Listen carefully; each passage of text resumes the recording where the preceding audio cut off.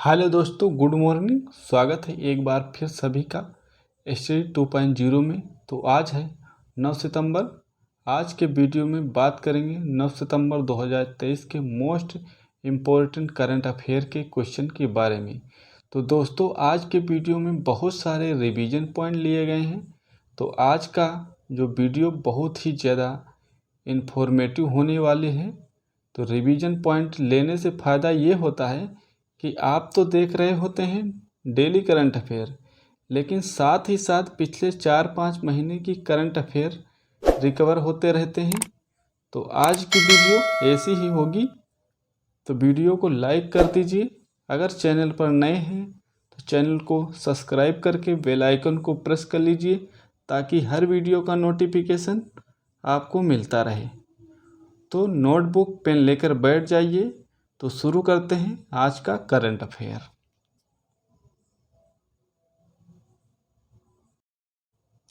हाल ही में पारस्परिक चिकित्सा पर गुजरात घोषणा पत्र किसने जारी किया है?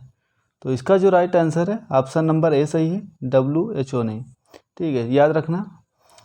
पारस्परिक चिकित्सा पर शिखर सम्मेलन, इसका आयोजन गुजरात के गांधीनगर में हुआ है। याद रखना।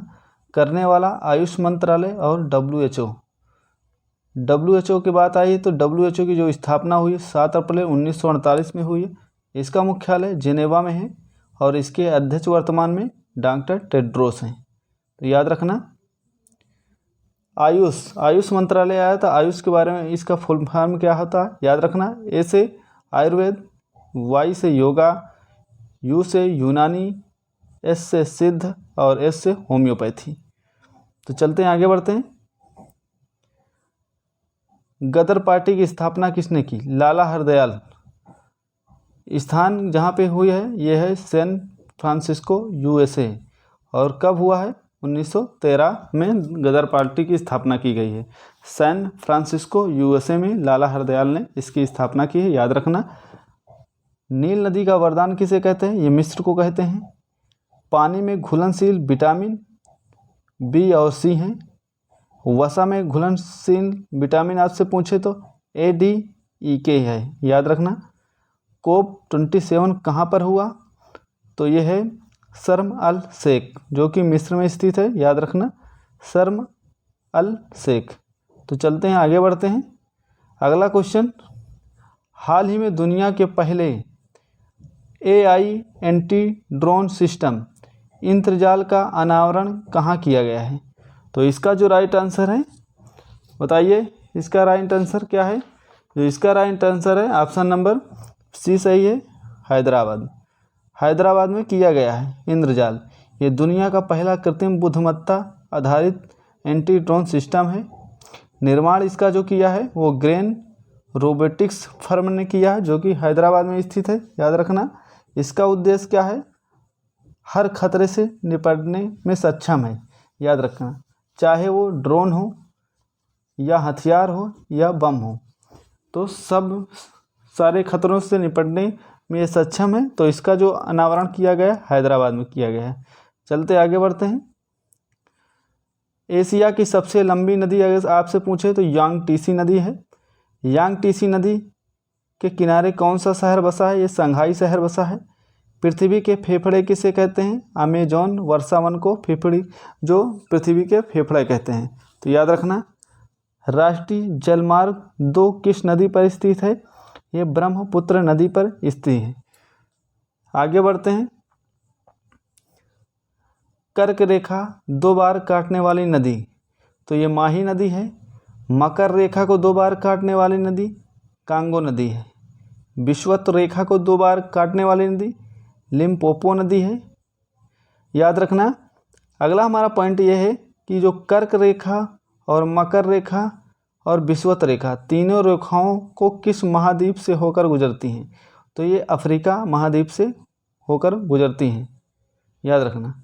तो दोस्तों, इसी तरह पॉइंट मिलता रहेगा। अगर चैनल पर नए हैं तो चैनल को सब्सक्राइब करके बेल आइकन को प्रेस कर लीजिए। हाल ही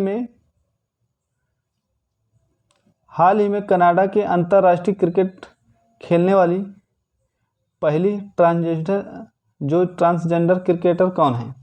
तो इसका जो नाम है डेनियल मैकगेही है। तो याद रखना ऑप्शन नंबर 20 सही है, डेनियल मैकगेही।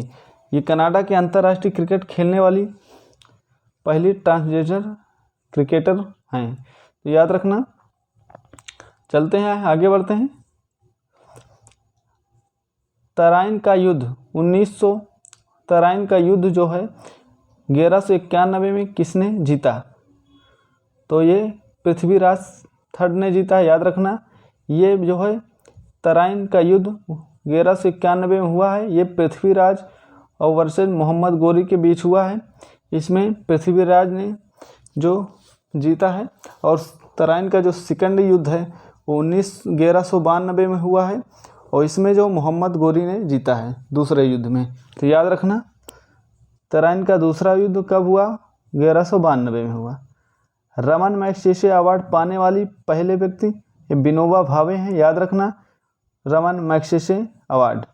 रमन मैग्सेसे अवार्ड की स्थापना 1957 में हुई है, ये भी याद रखना। अगला पॉइंट ये है कि अंतर्राष्ट्रीय न्यायालय का मुख्यालय आपसे पूछे तो द हेग में है, नीदरलैंड। चलते हैं आगे बढ़ते हैं। हाल ही में किस देश के पहले सौर शहर का उद्घाटन कहाँ किया गया है?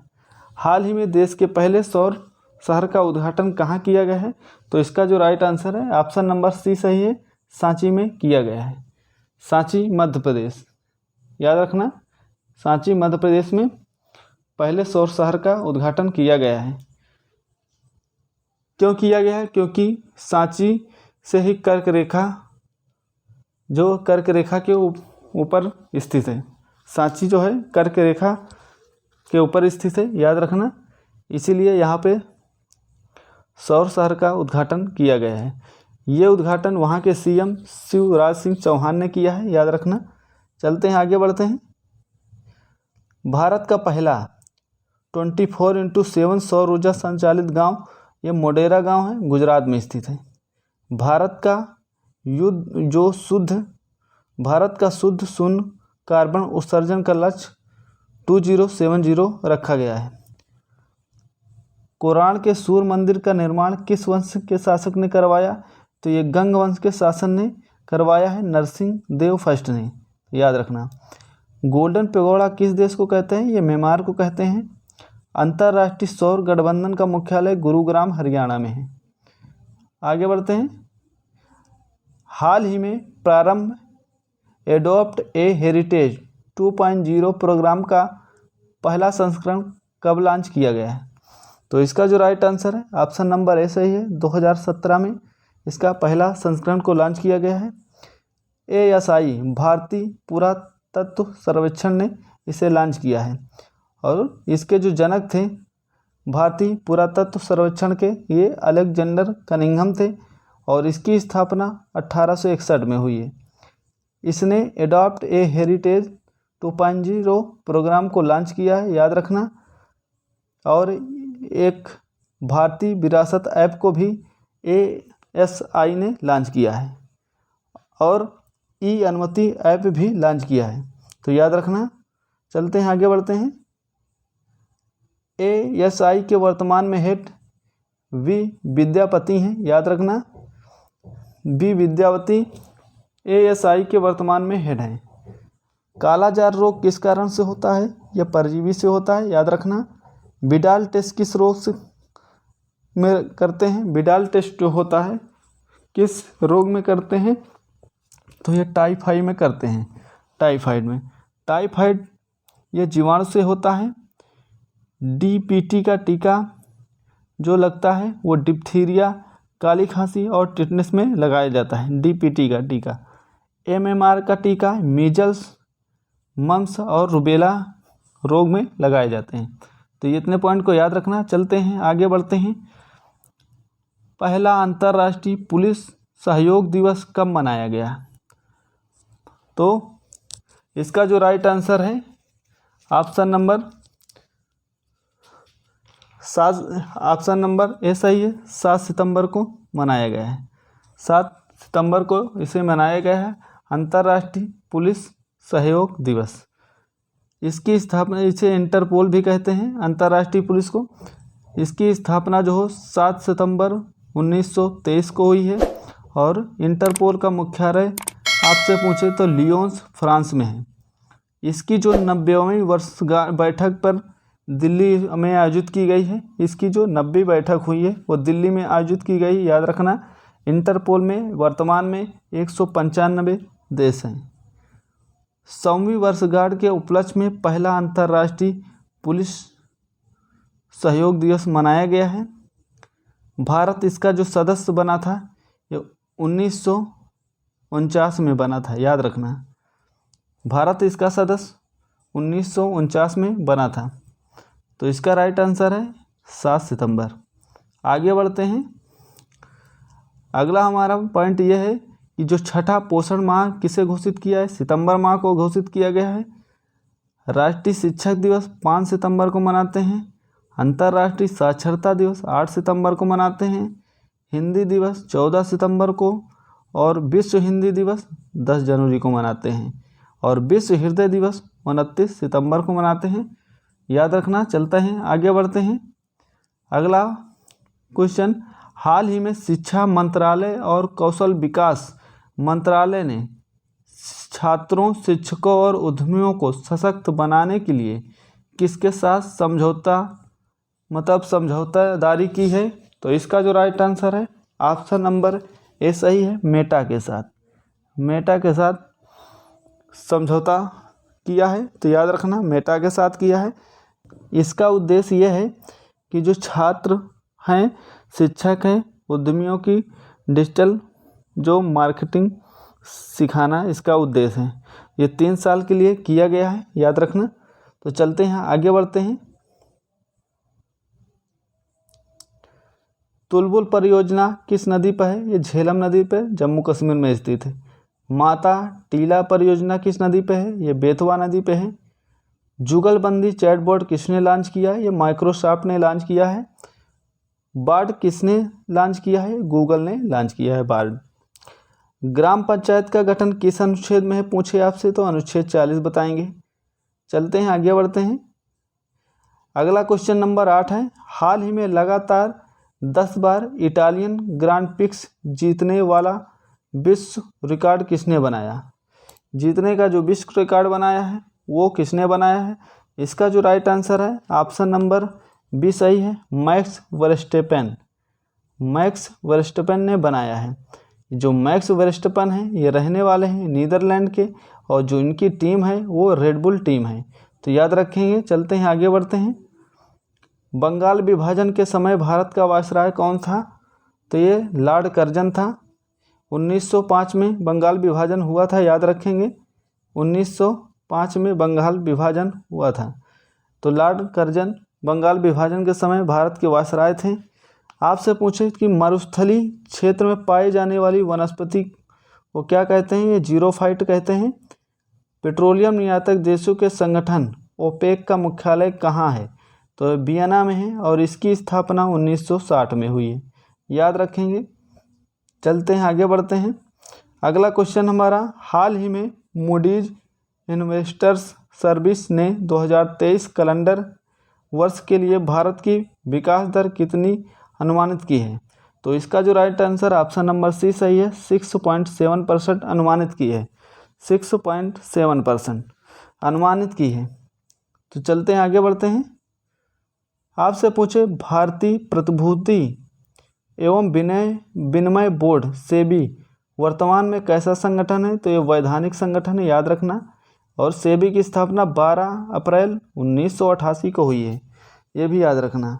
और जो ये अधिनियम 1992 के तहत वैधानिक मान्यता 30 जनवरी 1992 को प्राप्त हुई है। वैधानिक सम्मत जो वैधानिक मान्यता है, याद रखना। और जो सेबी के वर्तमान में हेड हैं वो माधुरीपुरी बुच हैं, याद रखना। आपसे पूछे पहला दादा साहब पुरस्कार किसे दिया गया है? तो ये देविका रानी को दिया गया है, याद रखना। 1969 में दिया गया है। चलते हैं, आगे बढ़ते हैं। अगला क्वेश्चन नंबर हमारा 10 है, हाल ही में नैसकॉम के चेयरपर्सन पद पर किसे नियुक्त किया है? जो नैसकॉम के चेयरपर्सन पद पर नियुक्त किया गया है वो किसे नियुक्त किया गया है? तो वो राजेश नाम्बियार को नियुक्त किया गया है। ऑप्शन नंबर डी सही है, राजेश नाम्बियार। नेस्कॉम के फुल फॉर्म पूछे आपसे, national association of software and services companies. याद रखना, ये जो है नेस्कॉम, यह टेक्नोलॉजी का सबसे बड़ा संगठन है। इसकी स्थापना जो हुई है 1998 में हुई है और इसमें नेस्कॉम में 3000 से अधिक कंपनियां शामिल हैं और इसके जो चेयरमैन हैं बनाए गए हैं वो राजेश नाम्बियार को बनाए गए हैं। चलते हैं आगे बढ़ते हैं। आपसे पूछे सिंध घाटी सभ्यता कैसी थी? ये कांस्ययुगीन सभ्यता थी। PIB प्रेस इंफॉर्मेशन ब्यूरो के वर्तमान में हेड मनीष देसाई हैं। आकाशवाणी के हेड वसुधा गुप्ता हैं। ब्राज़ील में जो कॉफ़ी के बागान को फैजेंडा कहते हैं। सती प्रथा का सर्वप्रथम उल्लेख एरन अभिलेख में मिला, तो याद रखेंगे। तो दोस्तों आज का वीडियो कैसा लगा? अगर वीडियो का कंटेंट पसंद आया हो तो वीडियो को लाइक करें और अपने दोस्तों तक शेयर करें। तो मिलते हैं दोस्तों नेक्स्ट वीडियो में। आज के लिए जय हिंद, जय भारत।